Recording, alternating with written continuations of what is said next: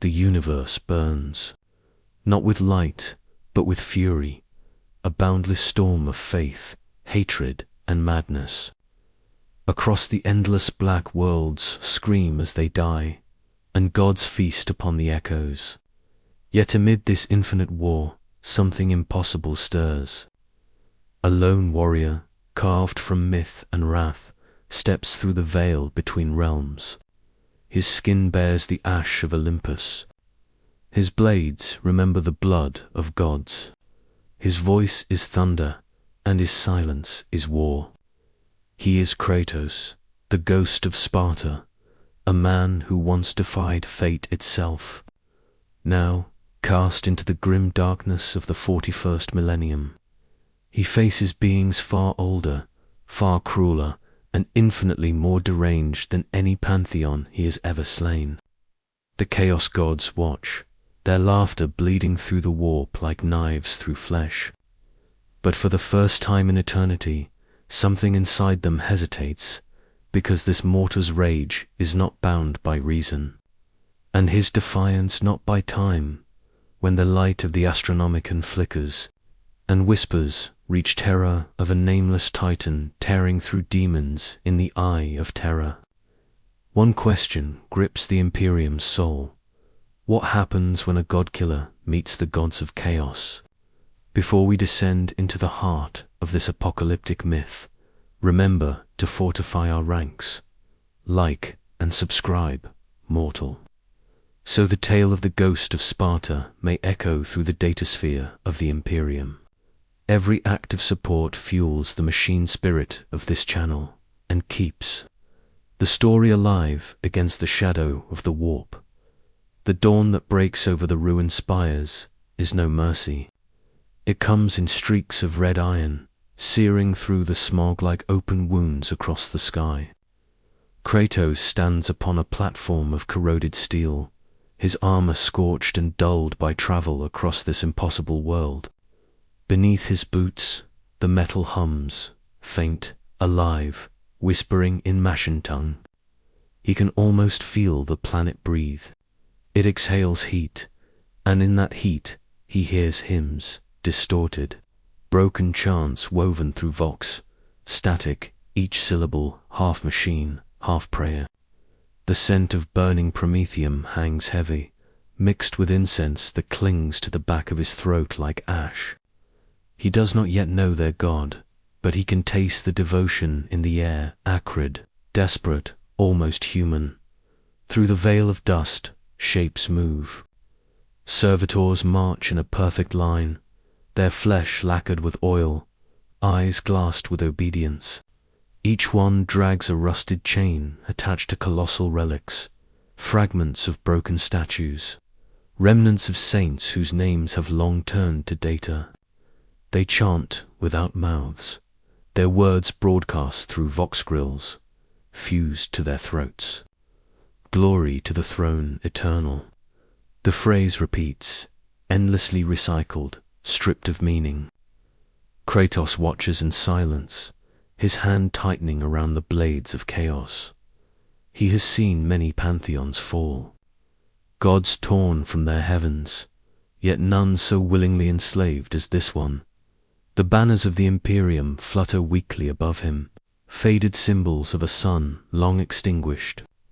The double-headed eagle glares down, one head weeping rust, the other cracked and hollow.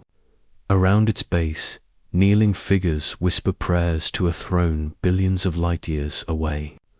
They call their god Emperor. They call him Savior.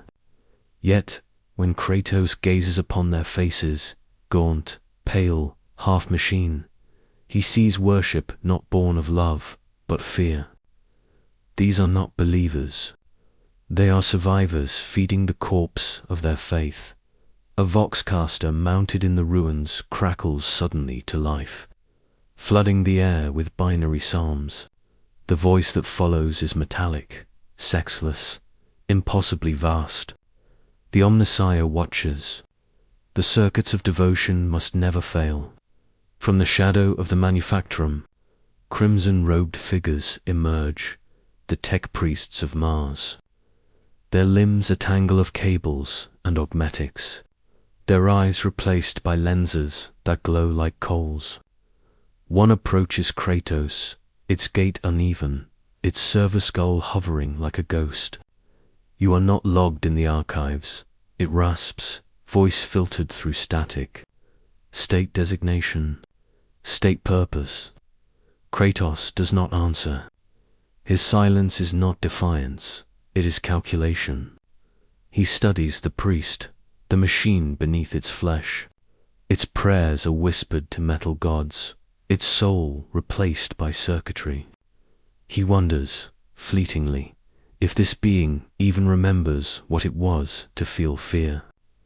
The priest tilts its head, senses focusing, and for a heartbeat, the hum of the planet deepens. A vibration, low and resonant, ripples through the steel bones of the world. The servitors freeze mid-step. Dust trembles from above. The priest's voice fractures. Underground. Signal anomaly. Awakening protocol. It turns its head toward the horizon as if listening to something only the machine can hear. Kratos follows its gaze. Far beyond the city's edge, the ground shifts, a ripple through the wasteland, like something vast turning in its sleep. The Mechanicus begin to chant louder, their binary liturgies overlapping in panic and devotion. The machine's spirit stirs, one cries, the Omnissiah speaks. But Kratos feels it too, and he knows this is no god. What moves beneath this dead world is older than their faith, deeper than their code. It is the kind of presence that predates worship, a hunger patient and endless. He can sense it reaching, testing, aware of him. The last of the light dims as a shadow passes beneath the crust. For the first time since his arrival, Kratos feels the planet's heartbeat slow.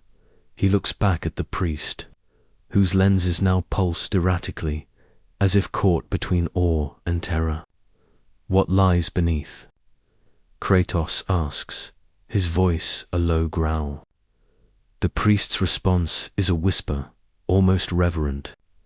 The Iron Dawn, it says, the first song of the forgotten god. And somewhere in the deep, beneath iron and ash, something answers. The descent begins in silence. A silence so heavy it feels alive. Kratos steps into the underhive, and the world above dissolves behind him like a dying sun. Down here, the air is thick with promethium fumes and the reek of machine sweat. Every breath tastes of rust and old blood. The tunnels wind endlessly downward, their walls pulsating with the throb of distant generators, a heartbeat of steel. Red lumen lights flicker in erratic rhythm, their glow staining the air like veins of molten iron. Shadows slither across the walls, not cast by any living thing, but moving with a will that defies the laws of light. Kratos senses it immediately. The underhive is not merely alive. It is aware the further he goes. The louder the hum becomes, a mechanical chant buried beneath the grind of turbines and the hiss of leaking pipes. Voices echo through the corridors, disembodied and reverent, whispering in binary. Gloria Ave Omnissiah. Each phrase dissolves into static, then reforms again as though spoken by the walls themselves. The heat intensifies. Condensation drips from the ceilings in slow, rhythmic drops, each one sizzling when it meets the floor's hot metal surface. Kratos moves through it like a wraith, his every step measured, the blades of chaos resting dormant at his back, but his instincts sharpened by wars against gods and monsters. Scream that something beneath this labyrinth stirs, not out of faith, but hunger. At the edge of a chasm lit by molten vents, he finds the tech priest. The figure stands motionless, robes of crimson hanging in tatters, the scent of sacred oils thick around him. Dozens of mechadendrites coil and uncoil from his spine, each tipped with surgical tools, slick with black residue. Servo skulls orbit him, their hollow eye sockets burning with ghost light, whispering fragments of scripture in half-corrupted Vox code. When the priest speaks, it is through a damaged Vox grill that crackles like a dying star. You descend into the veins of the Omnissiah, the flesh of the machine. All that lives here lives by his breath. Kratos studies him, the light from the molten chasm painting his armor in shades of blood and gold.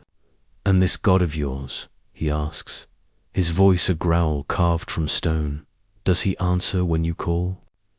The priest turns, the lenses of his eyes rotating with mechanical clicks. "Always," it replies, but one must learn to hear him through the static. The servo skulls hum louder, their orbit tightening. Kratos senses it, not devotion, but a pulse of fear masked as piety. The priest's hands tremble beneath the robe. Something is wrong here. The walls around them vibrate as if alive, as if the underhive itself is listening. From the vents, whispers rise, low, guttural, almost human. The priest flinches. "Ignore them," he says sharply. Echoes of data lost to the warp. Nothing more, but Kratos hears it differently. The voices are not lost to data. They are calling, not in prayer, in recognition. They know his name. Each syllable drips through the static like molten lead. Kratos. The sound distorts the air, and the lumen lights flare white before dying to black. The priest collapses to one knee, chanting binary litanies to restore the light. The servo skulls twitch erratically, their mechanical halos sparking. The machine spirit is restless. The priest mutters, panic bleeding through his tone. There is corruption in the data stream. Kratos can see it too, a shimmer in the metal walls, like oil on water, spreading outward. It ripples through the conduits, devouring the sacred sigils engraved in the steel. The infection isn't physical, it's alive, sentient, feeding on belief itself. "Your god bleeds," Kratos says quietly. The priest looks up sharply, his voice fractured by denial. "Blasphemy. The Omnissiah is eternal. The machine cannot err." But even as he speaks, his mechadendrites twitch and seize, reacting to unseen interference. Through the static of his vox, another voice breaks, deep, resonant, and familiar. It speaks Kratos' name again, but this time not as invocation, as warning. The floor trembles. The chasm below roars with light, and the hum of the machinery twists into a scream. The tech priest falls backward, eyes wide behind his lenses. Something moves beneath the code. He cries. Kratos steps to the edge, watching as the molten vents below swirl into spirals, patterns of impossible geometry, symbols older than Mars itself. The warp bleeds through, slow and silent, seeping between the seams of reality like poison through flesh. The smell of ozone fills the air. Kratos grips his blades, their chains rattling like iron prayers. The priest's servo skulls crash to the ground, sparks dancing around them like dying embers. Somewhere in the darkness, the voice speaks again, not through the vox, not through the air, but inside his mind. A whisper of machine and God, merged and indistinguishable. "Leave," it says, "before the flesh remembers." Kratos stares into the molten light, and for a heartbeat, he sees something looking back. Something vast, something awake. It begins as a hum, faint, almost beneath hearing. yet it presses against the bones like a heartbeat from within the earth. Kratos feels it long before he sees its source. The tunnels behind him fade into stillness. As he climbs, the iron underfoot trembling as if recoiling from what lies ahead. The hum deepens into a vibration, low and ceaseless, pulsing through the air until even the rivets in the walls begin to rattle. The air grows hot, thick with the scent of ozone and burnt incense. He ascends a spiral of broken steel, emerging into the remains of what was once a cathedral. The ceiling is gone, torn open like a wound that never healed. Rusted beams reach skyward like fingers grasping at ghosts. The imperial Aquila still hangs above the altar, split clean down the middle, its twin heads facing away from one another in shame. Beneath its shadow, rows of kneeling servitors remain locked in eternal prayer, their bodies petrified by centuries of radiation and decay. Kratos steps between them, each footfall echoing across the hollow chamber. The vibration grows stronger. The air hums, and then the sky moves. Above him, the warp stirs, not like a storm, but like an ocean rising in slow, dreadful awareness. Its surface shimmers with impossible colors, hues no mortal tongue could name. Lightning veins through it, yet no thunder follows. Instead, there are whispers, countless whispers, woven together like a choir of broken minds. Each voice carries his name, spoken in reverence, in hatred, in memory. The sound pierces deeper than sound should. It isn't heard, it's felt. Kratos lifts his gaze, eyes narrowing against the distortion. The warp shifts, rippling like a mirror touched by unseen hands. Faces begin to form within it, demonic silhouettes that flicker in and out of existence, carved from light and shadow. Some smile, some weep, others devour themselves endlessly, consumed by their own reflection. The storm folds inward, and for an instant, he sees something beyond the veil, visions not meant for mortal sight. He sees gods feeding upon gods. He sees Olympus burning once more. He sees the emperor's golden throne dimming, its cables pulsing with the slow, dying rhythm of a god too proud to die and too broken to live. Worlds crumble into ash. Armies pray to silence. The ash flickers like a dying candle, and the void beyond the stars swallows all. It is not a prophecy, it is memory, a cycle without end. Kratos grips the blades of chaos, their fire dim against the shifting storm. The chains hum with ancient anger, echoing every oath he has ever broken. I have seen this before, he mutters under his breath, voice rough, almost human. The death of gods, the birth of monsters. The words vanish into the wind, but the warp answers, not as one voice, but as a chorus of malice. The air shivers, the cathedral's walls groan, and then, through the noise, the voices speak again, clearer now, familiar. Ghost of Sparta, they whisper, son of the fallen war, slayer of your own blood. The storm curls inward, shaping itself into 1,000 forms at once. Ares' burning grin, Zeus' hollow eyes, Athena's hand reaching through flame. Each face is a wound reopened, each voice a scar remembered. You ran from Olympus, the chorus mocks, but there is no escape, not in this world, not in any. Kratos stands unmoving. The fire of his blades reflects in the polished ruin beneath him. He does not speak, but the fury in his silence answers for him. Above, the warp shrieks, a sound without beginning or end, and in that scream he senses the truth. This place, this universe, is not built for gods. It is built for worship, for chains, for madness carved into ritual. The Imperium does not serve divinity.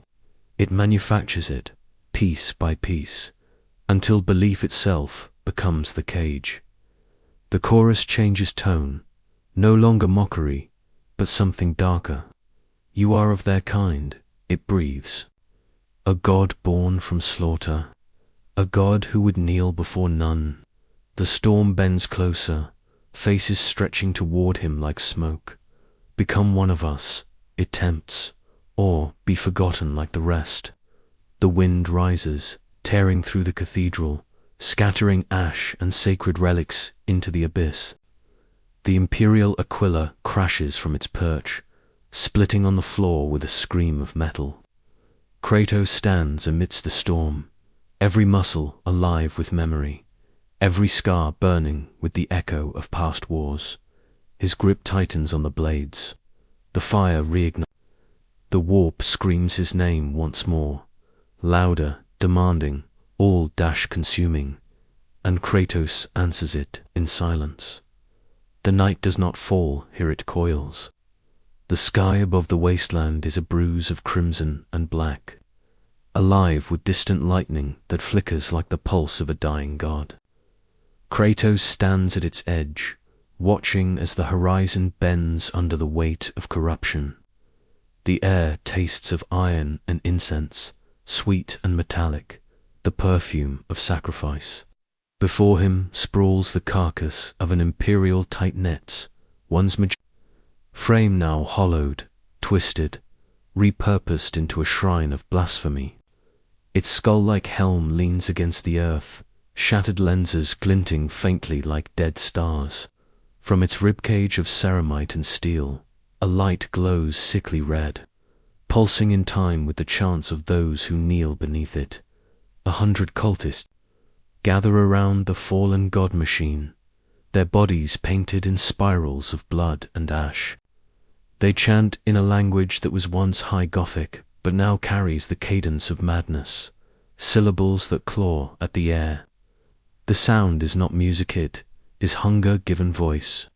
Each note stretches too long, each breath trembles on the edge of ecstasy and agony. Kratos moves closer, his shadow slicing through the flickering light of burning censers. The heat presses against his skin, thick and wet, the scent of charred promethium and rot clinging to every gust of wind. He stops within reach of the shrine's outer ring. The cultists do not see him more, perhaps they do, and mistake his presence for divine wrath. Their eyes roll back, mouths open in worship, as one of them raises a jagged blade fashioned from the Titan's armor plating. Blood for ascension, the figure moans, voice trembling. Flesh for the sky made whole. And then he plunges it downward into his own chest. The scream that follows is not human. It is layered dozens of voices bursting from one throat, echoing in directions that should not exist. The blood that spills from him hisses as it hits the ground, glowing brighter than fire, alive and writhing. Kratos steps forward, his boots crushing bone and brass. The blades of chaos flare with light, their chains whispering like restless serpents. The air bends around him, and for a moment the cultists falter, their chant stuttering into a gasp. You seek gods in their carcasses, Kratos says, his voice low, carved with the memory of Olympus. But all you'll find is rot. He moves before they can answer. The blades dance through the air, arcs of molten fury slicing through flesh and faith alike. The ground shakes with the weight of the fallen. Screams become hymns, and hymns dissolve into static. But even in death, the heretics do not rest. Their blood defies gravity, rising in streams of red that coil like smoke, converging above the Titan's chest cavity. It thickens, solidifies, and begins to shape itself. Faces bloom and melt within the flows, miling, screaming, whispering. The shrine hums with power, its machine spirits twisted and enslaved. From deep within the wreck, the relic heart of the Titan beats once. Then again, the air tears open. Kratos takes a step back as the veil thins, reality peeling like old paint. Through the rift, something stirs immense, ancient and aware. The cultists' corpses jerk upright, animated by invisible strings, their mouths opening in perfect unison. The sound that emerges is laughter. It echoes through the bones of the world, cold and joyous. The blood sculpture above them writhes and splits, birthing limbs that end in claws, wings that drip with light. From within, a head emerges. Many eyes, too many mouths, each smiling with cruel recognition. Ah, the demon breathes, voice layered with infinite echoes. The Godslayer, the child of broken Olympus. Its laughter turns the air to ash. You reek of old wars, mortal, of gods torn down and thrones shattered. Did you come seeking penance or purpose? Kratos says nothing. The fire in his blades dims to a steady glow, like the final breath before an inferno. The demon tilts its head, the grin stretching wider, splitting its face like a wound. Around them, the air trembles. The Titan's carcass groans, as if awakening from millennia of sleep. Above, the clouds tear apart, revealing a sky no longer sky at all, but an open wound in the fabric of reality, stars twisting into spirals, constellations rearranging into symbols of madness. The earth beneath him quakes, and for the briefest moment, Kratos feels the same pull he once felt beneath Olympus, the gaze of something vast and hungry. Measuring his defiance, the demon takes a step forward, its laughter curling through the air like smoke. Let us see, it whispers, whose blood sings louder tonight. And as the first drop of molten rain falls from the broken sky, Kratos raises his blades. The sky burns with a color that has no name. The clouds twist into wounds, bleeding light across the horizon. Kratos moves through the ruin like a revenant of war, his every breath pulling smoke and cinders into lungs that should no longer feel. The blades of chaos drag behind him, carving molten trails in the mud slick with blood, mortal and not. Around him, the air is alive, vibrating with screams that never quite escape the throat of reality.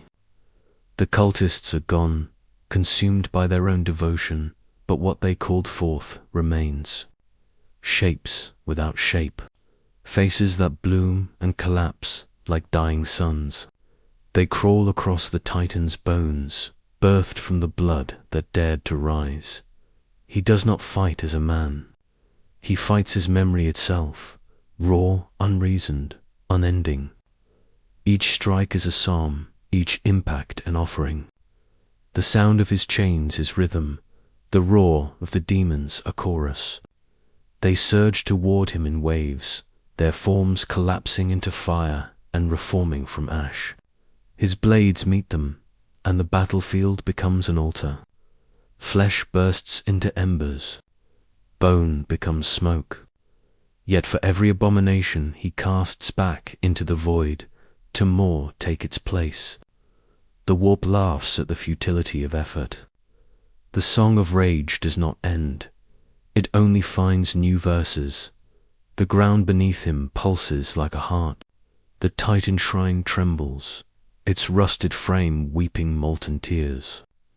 Through the cracks, Kratos sees movement, veins of light crawling through the metal, feeding on the blood spilled above.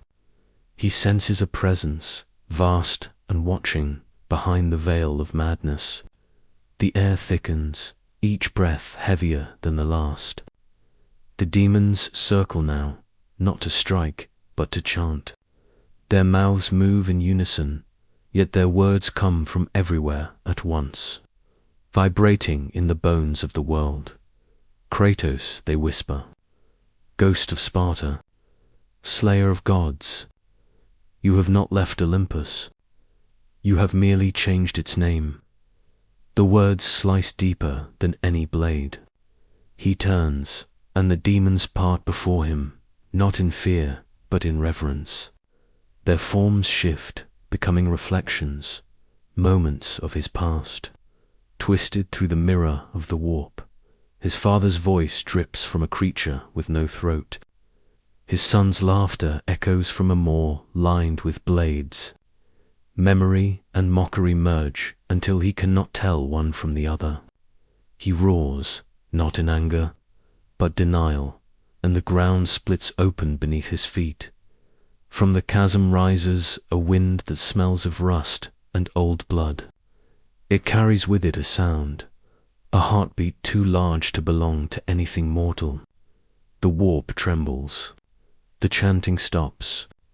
The demons bow, and in the silence that follows, he hears it, the first word of the new psalm, the one written not by man or demon, but by war itself, Khorne. The name hits like impact. It is not spoken, it is felt. Every drop of blood on the ground vibrates, as if in recognition. The demons begin to tear at themselves, their forms reshaping, their faces melting into icons of devotion. The air becomes flame. Kratos stands at the center, his own pulse echoing in rhythm with the thing that watches from beyond. For the first time in this cursed age, he feels small, not from fear, but from the weight of remembrance. He realizes then that the warp is not creating demons. It is remembering him. Every death he has ever dealt, every oath he has ever broken, is alive here, coiling in the storm. The blades of chaos hum in his hands, not as weapons, but as relics. They have found home again. A low laugh ripples through the void, not from the demons, but from something beneath them, something older. The shrine begins to crumble, its metallic skeleton collapsing inward, drawn toward a point of impossible gravity. Kratos steadies himself, staring into the growing vortex. And deep within it, for just an instant, he sees the outline of a throne, carved not of gold, but of skulls. He does not know whether it is a vision, a threat, or an invitation, only that the song is not over.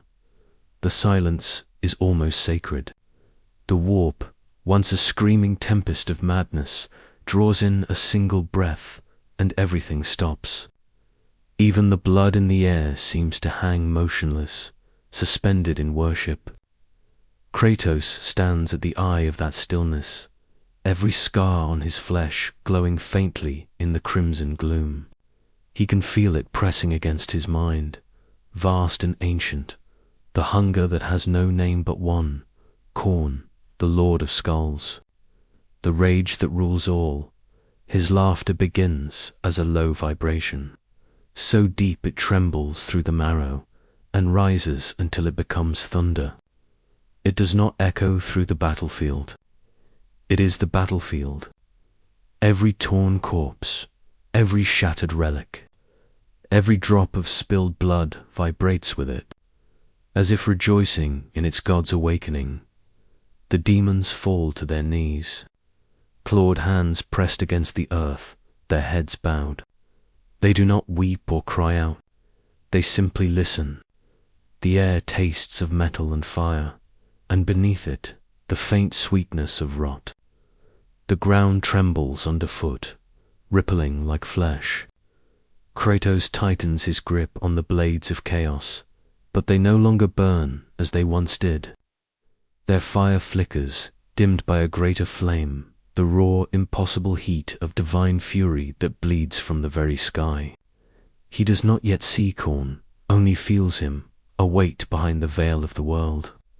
Watching, measuring in that gaze, he feels something inside him unravel, not fear, not weakness, but memory. The faces of those he has killed whisper from the darkness. Gods, titans, men. Their voices blur into one, chanting his name in rhythm with the beating of his heart. The blades hum in answer, the chains clinking like wind chimes forged in war. For the first time since he left Olympus, Kratos feels the gravity of kinship, not of family, but of nature. He recognizes the presence before him, not as an enemy, but as reflection, a mirror of the truth he has always carried. He is not a man who rages. He is rage made man. The laughter of corn deepens, twisting into the shape of a storm. The ground splits open, veins of molten brass crawling through the Titan's corpse, spilling light that burns like revelation. The sky fractures into rivers of blood, and from the horizon a figure begins to form, not in flesh, but in concept. Its outline shifts between worlds, too immense for a single dimension to contain. A throne of skulls looms behind it, infinite and growing, each cranium a story ended, a life claimed. The presence fills every direction at once. Kratos cannot tell whether his knees bend from instinct, or the crushing gravity of its being. The chains rattle in his hands, alive with tremor. Khorne does not speak, but the meaning behind the silence is clear. Show me what you are. The command is wordless, yet absolute. Kratos' jaw tightens. The memory of Olympus flashes before him, the faces of gods who once thought themselves eternal, falling beneath his wrath. He remembers the taste of their blood, the silence that followed their screams.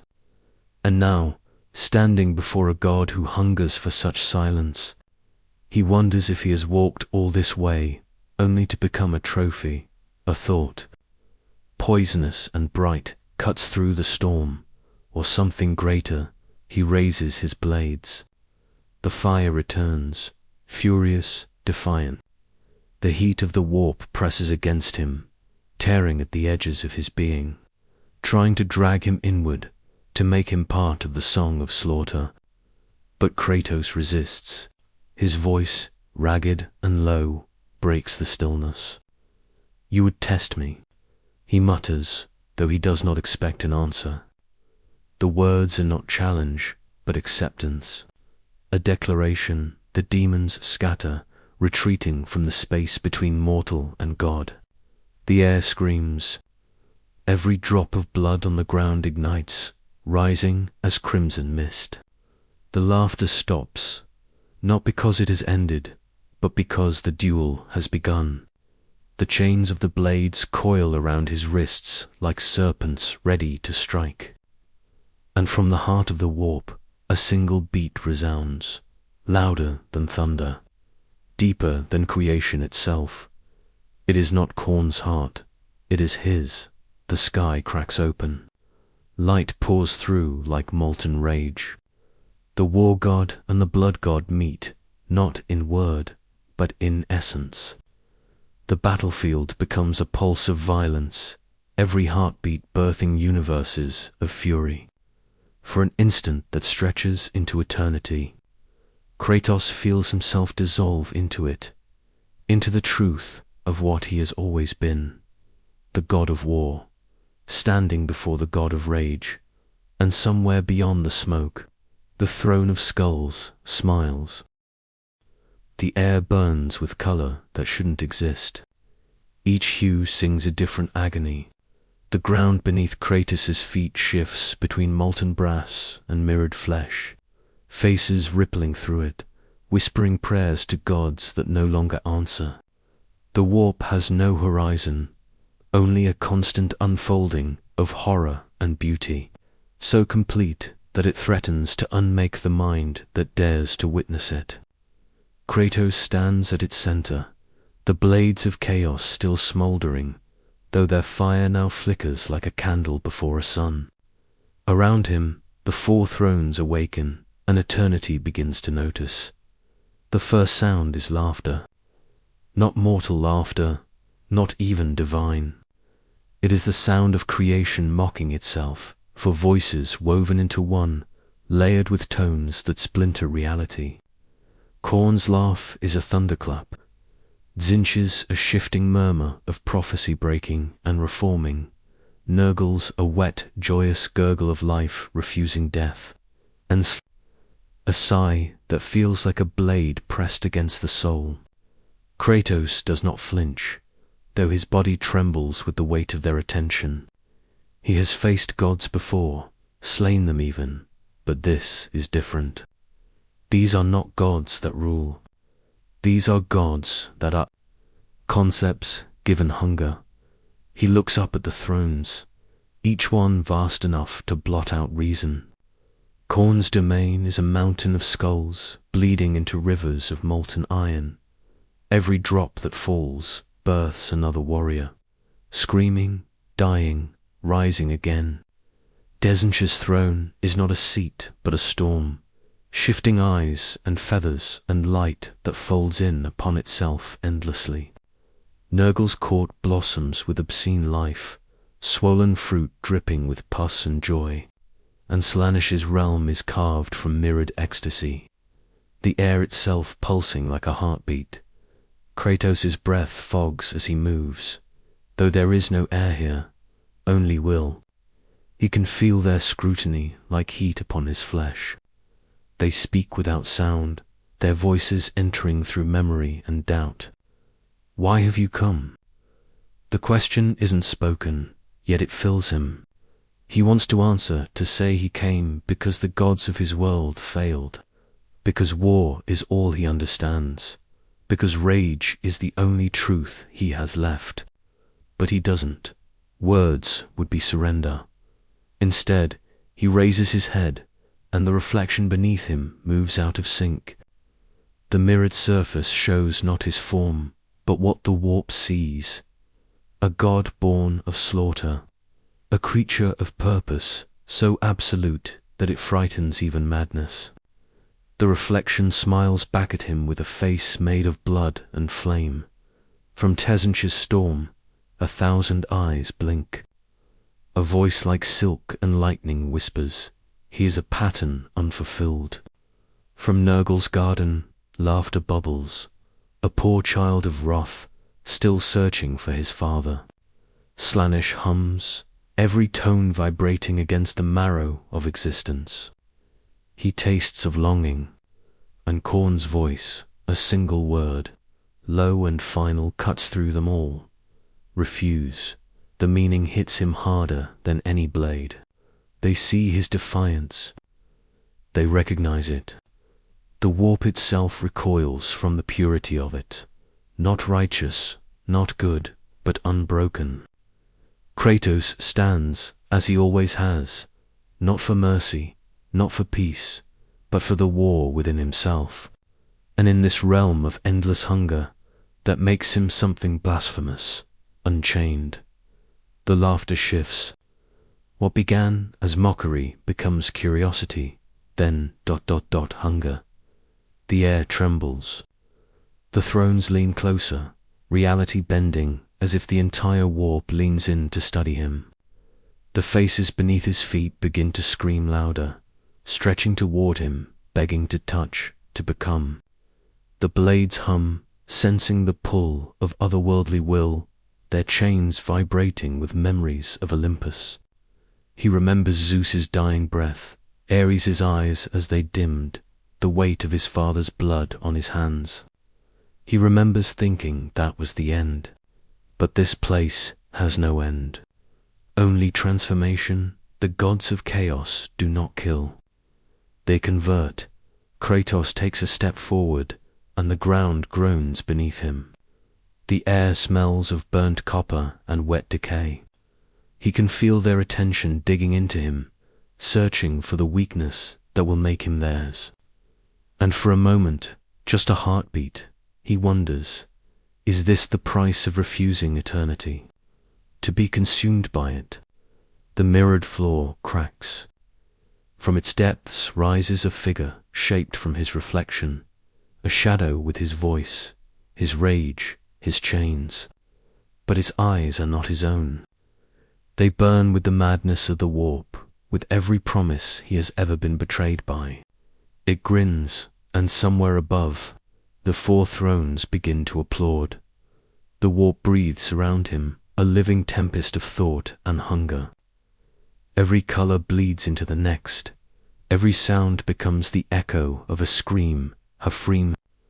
Kratos stands at its heart, alone and unarmored before eternity.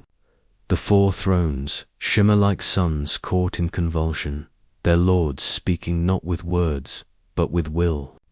Each god stretches forth their essence, seeking not to command him, but to own him. Khorne speaks first. His voice is a blade forged in fury, cutting through the silence. The air around Kratos trembles with the weight of war, a vision blooming before his eyes. He stands upon an endless plain of skulls, where every heartbeat births another army. The sky is red with blood mist. The ground pulses with the rhythm of slaughter. Khorne's presence looms vast and infinite. Here the blood god growls, "You will never tire. You will never know peace, nor loss, nor regret. Every strike shall echo through time. Every foe you slay will rise again to feed your wrath. You will be what you were born to be forever." For a heartbeat, Kratos feels the temptation take root, the heat, the simplicity of it, the promise of purpose without memory, endless battle without guilt. But then he hears another sound, faint and distant, the laughter of his daughter, fading into ash. And in that instant, the illusion burns away. His grip tightens on his chains. The blades of chaos hum with restrained fury. He does not answer. He simply turns his gaze from Khorne's throne. The silence wounds deeper than rejection. Then comes Tynch, the architect of fate. His laughter slithers through dimensions, each note promising what mortals dare not dream. The warp around Kratos reshapes again, blooming into a vision of serene blue flame. "You need not fight," Desianch whispers, his voice rippling like molten glass. "You could change everything. Your destiny, your past, your curse. I could give you a world where your wife breathes again, where your son never falls to your hand. You could reign not as a god of war, but as the god of mercy. All it would take is surrender." Kratos sees it, feels it, his wife's touch, the warmth of a home long turned to ruin. He almost believes. Almost. But then he sees the faint glimmer in Tzinch's flame, the reflection of chains waiting beneath the promise. Every god, every world, every fate he has ever been offered was the same lie dressed in new light. His silence breaks, not with words, but with a low growl that rolls like thunder. The flame falters. Tzinch's laughter curdles into stillness from the rot of eternity. A third voice rises slow, wet, and unbearably kind. Nurgle's garden unfurls across the void, filling the air with the stench of sweet decay. Fat blossoms burst from the ground, dripping with life that refuses to die. "Poor child," Nurgle croons, his tone almost paternal. "You have carried so much pain. Let it go, let rot take it.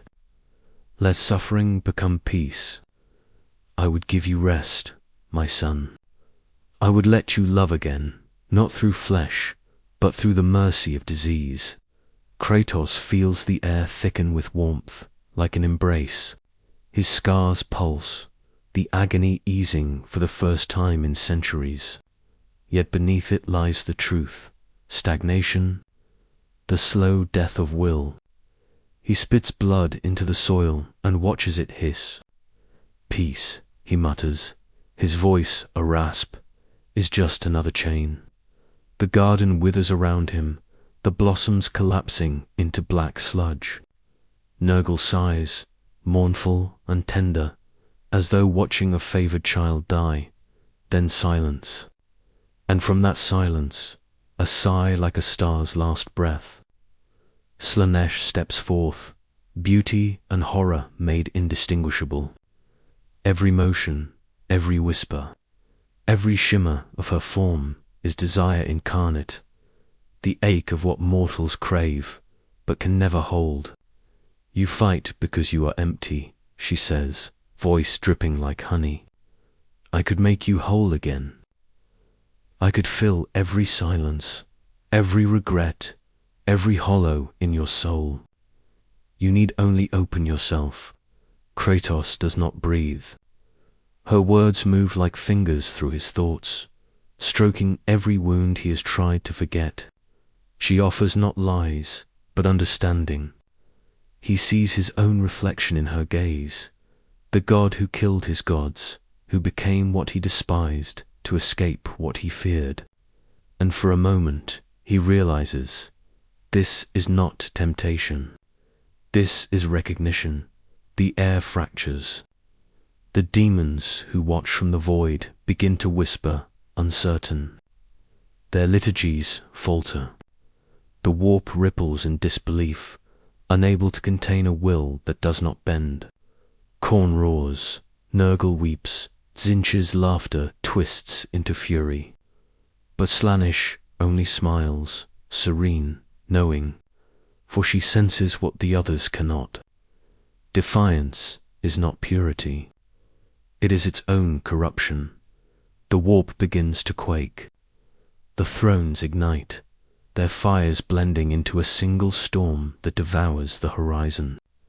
Kratos stands unyielding as the realm of chaos trembles under his refusal. His pulse drums like a war hymn, echoing through eternity. The air collapses, the gods move as one, and judgment descends. The warp screamed, not in rage, in disbelief. A mortal, burning brighter than its own nightmares, had stood against the unholy symphony of the four. Khorne's laughter broke into fury as his iron heavens split open. Rivers of blood pouring from the firmament, each drop a dying star. Blades of molten hate screamed down like meteors, yet Kratos did not cower. He moved through them like a storm given purpose, his every motion answering slaughter with something purer, the cold precision of defiance. Where Khorne's blade met his fists, the very laws of the warp fractured, sparks of reality slicing through unreality itself. Tzeentch tried next. His fires burned not flesh, but truth, twisting each memory into its cruelest version. A wife who never smiled, a son who never existed, a life rewritten by deceit. Yet Kratos stepped through the flames untouched. The trickster's laughter became a nervous whisper. Every lie faltered beneath the raw, undeniable weight of a soul that refused to be rewritten. The architect of fate had seen empires fall, destinies rewritten, futures undone. But not this. Not a mind that could not be altered. Not a will so absolute it burned through prophecy itself. Then came Nurgle, patient, kind, hideously loving. From the shadows of decay, he reached out with hands of rot, offering rest, release, peace in putrefaction. The air turned thick with the smell of wet soil and sweet corrosion. Flies became stars, circling Kratos like halos of disease. But he did not falter. He looked upon the Lord of Decay, not with disgust, but with pity, a god who mistook surrender for salvation. His silence was the wound Nurgle could not heal, and in that silence, the grandfather god felt something unfamiliar, grief for his own failure, and at last Slaanesh approached.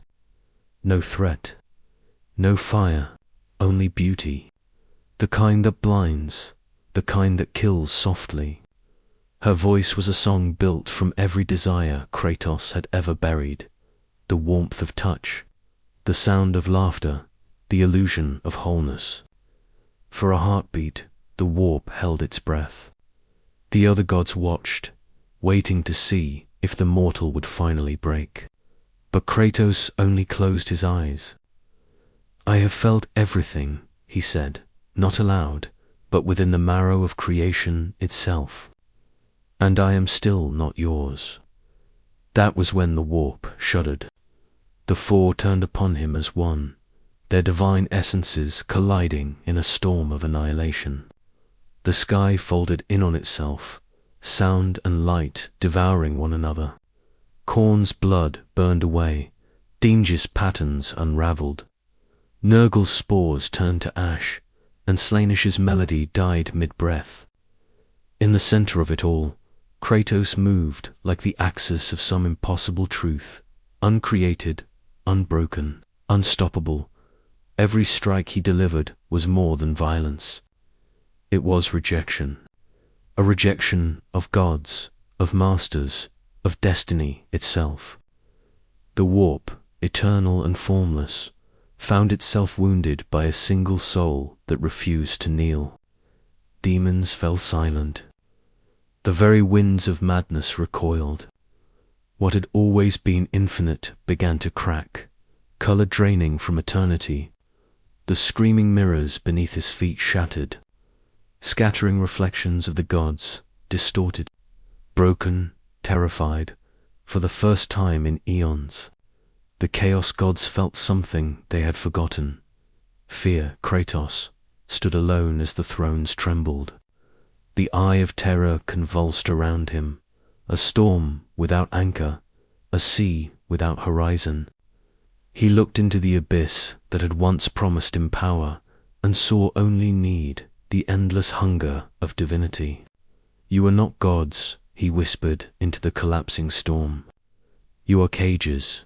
His voice tore through the immaterium, through every cult prayer, every demon's hymn. It reached even the edges of reality where mortal minds still dreamed of gods, and then the warp rejected him. The heavens split. A roar of light consumed the unlight. Kratos was hurled into the void, his body dissolving into fragments of power and defiance, carried beyond the reach of madness. The four screamed his name, not in triumph, but in warning. For within their own dominion, something had changed, a fracture born not of power, but of refusal.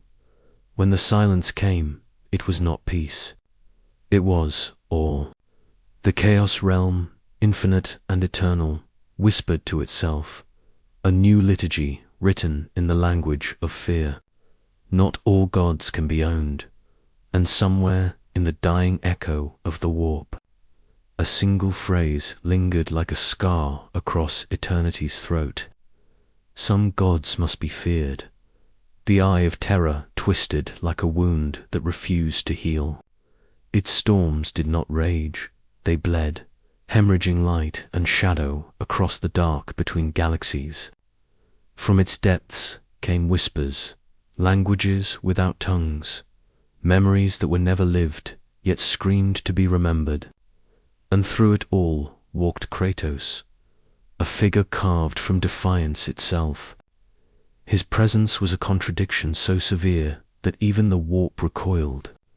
Where others dissolved into madness, he remained whole. Each breath he took was a rejection of eternity's infection. Each step through that molten horizon was a scar upon chaos itself. The demons saw him first. Those endless, grinning shapes born of mortal sin and nightmare. They circled him like vultures over a battlefield, uncertain. Their forms twitched, rewritten and undone in the same instant, their reality trembling before the clarity of his will. One lunged a mass of teeth and flame, screaming the name of its false god. Kratos did not draw his blades. He simply turned, and with that motion, reality bent around his fury. The creature burst apart into dust that never touched the ground, its screams scattering into silence. In the warp, silence was impossible, yet somehow he made it so. Everywhere he passed, the colors dulled. The tides of the immaterium faltered, unsure of their own shape.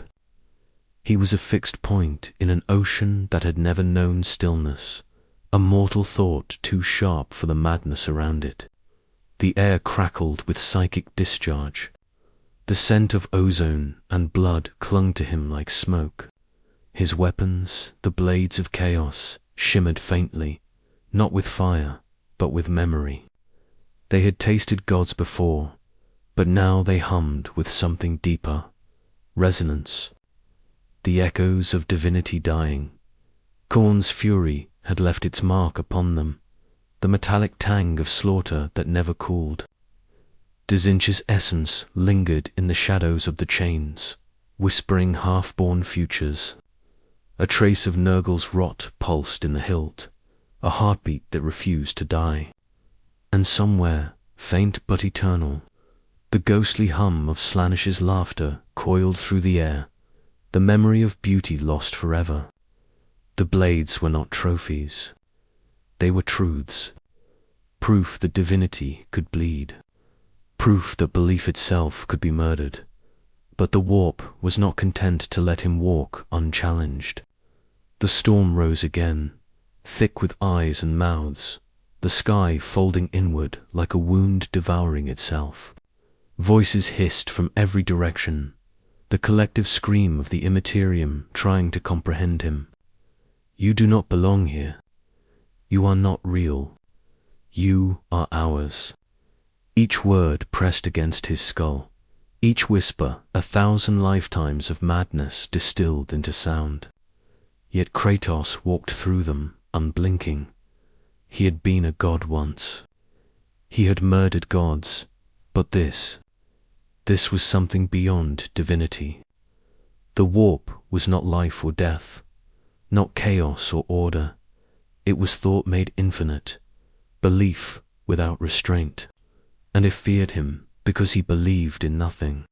His silence was a blade sharper than the chains he carried. It cut through illusion, through eternity's screaming fabric. The storm hesitated, as if the realm itself were holding its breath. Then came the tremor, deep, resonant, ancient. The warp convulsed, colors bleeding into darkness, sound collapsing into stillness.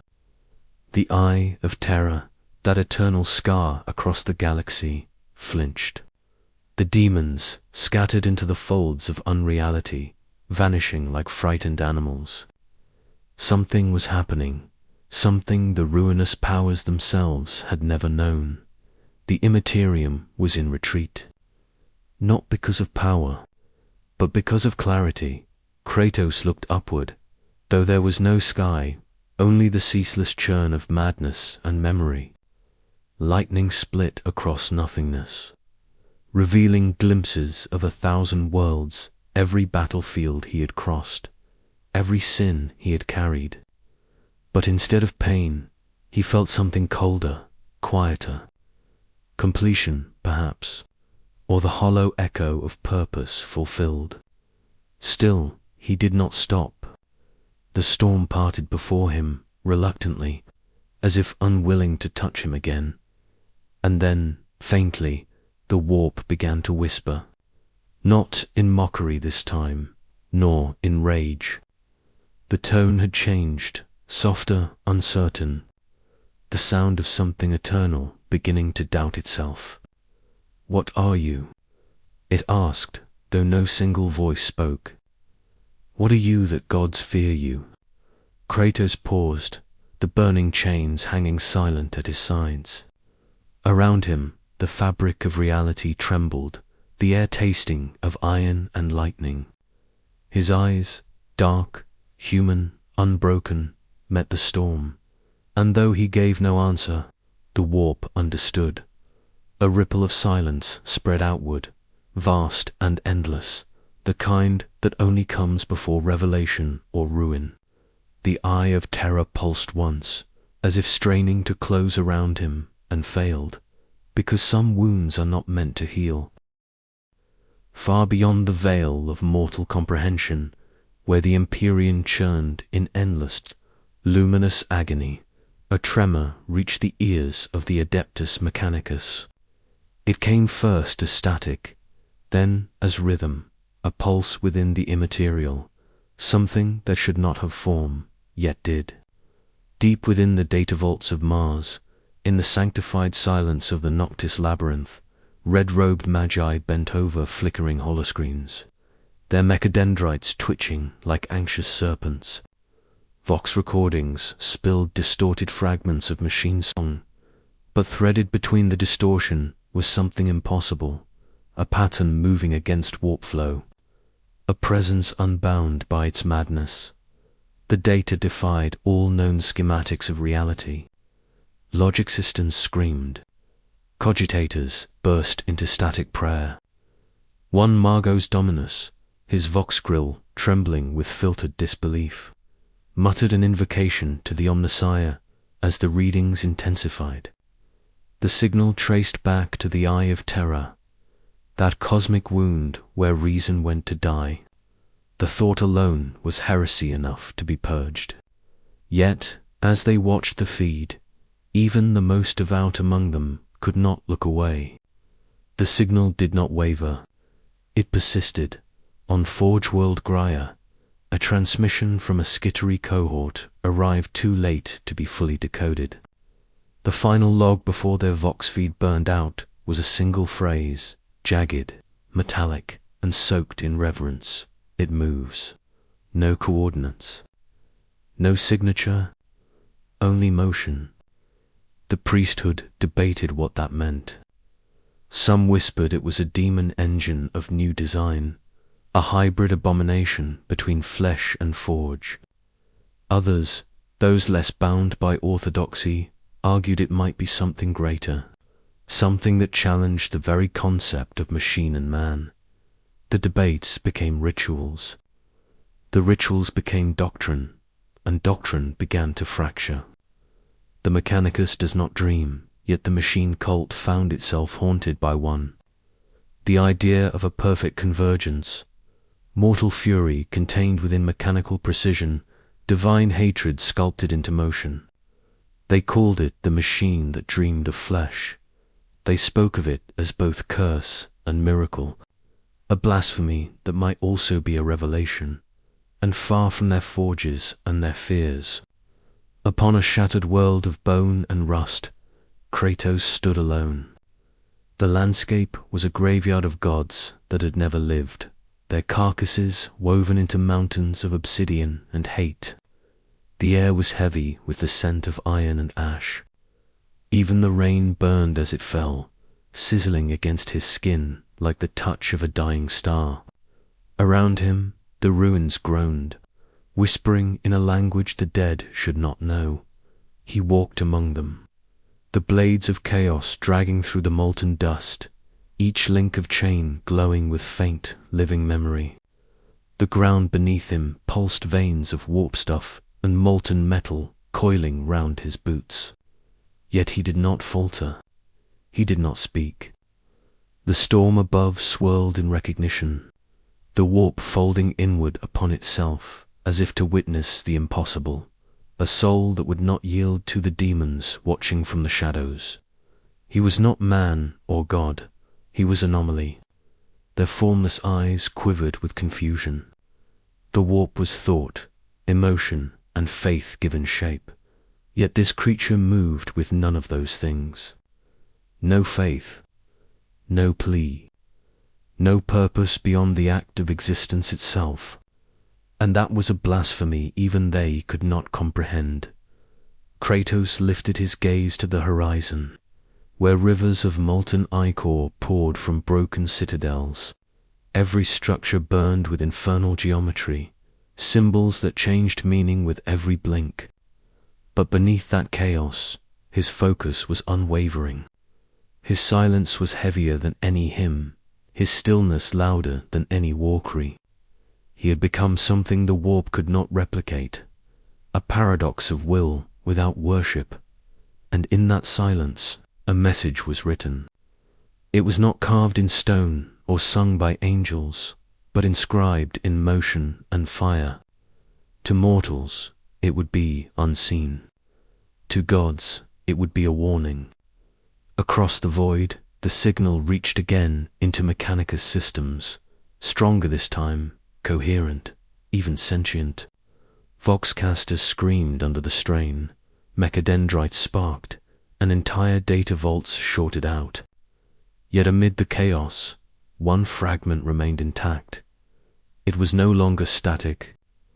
It was language. Binary at first, then shifting into a rhythm the Magi could feel rather than interpret. A heartbeat, slow, relentless. Each pulse resonated through the noosphere, like the tolling of an ancient bell. The Omnissiah's chosen trembled, for the code carried emotion, hatred, not the fury of demons, not the rage of men. Something older, colder, purer. The hatred of purpose denied, of cycles unbroken, of eternity itself mocked. The Magi tried to trace its source, but the coordinates changed faster than thought. Whatever it was moving through the warp as no living thing should, leaving behind trails of scorched memory. On the surface of the demon world, Kratos stood upon a ridge of burning glass, the storm writhing around him like a living thing. The ground split open, releasing tendrils of crimson light that reached for him, but they burned away before touching. For in that place where every thought takes shape, he was the only thought that refused to dot, and from the depths of the warp, something vast stirred. It was not one of the four. It was older, deeper, forgotten even by gods. Drawn by the impossible signal of a soul that burned brighter than faith itself, the warp convulsed like a wounded beast. Across the screaming tides of unreality, the four thrones stirred, not with rage, but with something far more dangerous. Interest. Khorne's brass citadel rumbled as he felt it first. Not the song of worship, but the pulse of challenge. His skulls turned toward the disturbance, his molten eyes narrowing with the rarest emotion, envy. For he, the Lord of Murder, had never bled as this mortal turn myth had made gods bleed. In the crystalline maelstroms of fate, Dazinch's laughter faltered. The architect of change felt a knot form within his endless plans, a thread that refused to be rewritten. Nurgle paused in his garden, his swollen hands trembling with diseased wonder. Even his rot could not cling to this anomaly. And deep within the endless pleasure palaces of Slaanesh, a smile curved like a knife. For the Prince of Excess knew the truth all others feared, that creation itself had found a new flavor. Defiance. They all turned their gaze toward one place in the Eye of Terror, where the laws of both physics and faith had begun to collapse, where the storm screamed not in pain, but in denial. The demons could feel it before they understood it, a pulse of order within chaos, a heartbeat that did not belong. They whispered his name, not in reverence, but as a warding charm, the Godslayer, the one who had struck the unthinkable blow. Kratos stood at the center of that unraveling storm, his armor drenched in light that was neither holy nor damned. The air itself bent around him, distorted by the sheer contradiction of his being. His weapons, the blades of chaos, burned not with fire, but with defiance, cutting through the very essence of the warp. Every swing tore apart the demonic hymns that once sang the universe into madness. Every motion rewrote what it meant to exist within corruption. The warp did not know what to make of him. It could not, for he was not mortal, not God, and yet somehow more than both around him, demons broke like mist. Horrors unmade themselves rather than face him. Even the ground, if such a thing could exist here, twisted and turned to avoid his step. It was said by the skittery Pisarchovists of Mars that in that moment, the raw energy readings of his presence outshone the Astronomican's psychic beacon for a single breath. A rumor, perhaps, or a heresy whispered in static. But to those who recorded it, the meaning was clear. Terra's light had flickered in recognition of something it could not name, in the forges of the Adeptus Mechanicus.